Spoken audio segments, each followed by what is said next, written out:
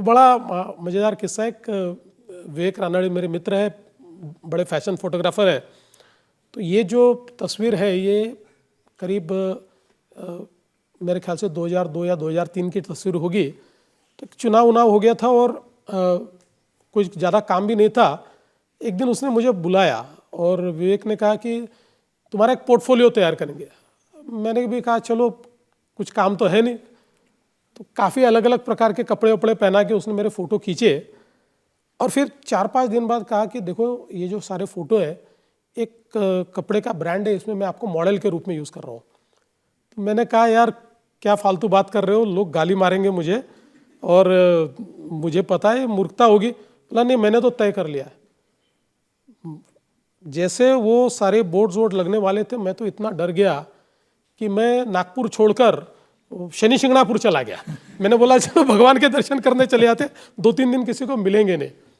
और लेकिन उसको लोगों ने अच्छा रिस्पांस दिया।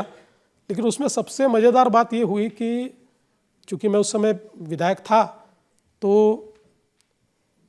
एक थोड़ी नई बात हो गई थी, किसी विधायक ने मॉडलिंग कर लिया था। तो वो अटल जी ने देखा, वो न्यूज़ में आइटम बन गया तो अटल जी ने देखा। तो अटल जी ने देखने के बाद, उस समय अप्पा घटाटे हुआ करते थे तो अप्पा की और अटल जी की दोस्ती थी। तो अटल जी ने अप्पा घटाटे जी को कहा अरे तुम्हारे नागपुर का विधायक है, इसने मॉडलिंग की, उसको बुलाओ। तो मुझे बुलाया अटल जी ने और मैं गया तो बड़ा डर डर के गया। मैंने कहा कि अब तो अटल जी मुझे कहेंगे कि ये इसलिए तुमको बीजेपी में लिया हमने, ये मॉडलिंग कर रहे हो, विधायक बने हो, कुछ शर्म आती नहीं। मैं गया तो ऐसा मेरी पीठ पे मार के बोला आओ मॉडल विधायक, ऐसा करके, और मिठाई विठाई खिलाई मुझे। तो बड़ा मज़ा आया।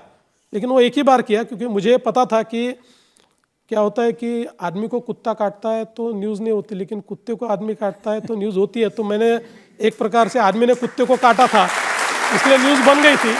तो इसलिए वो एक ही बार किया मैंने।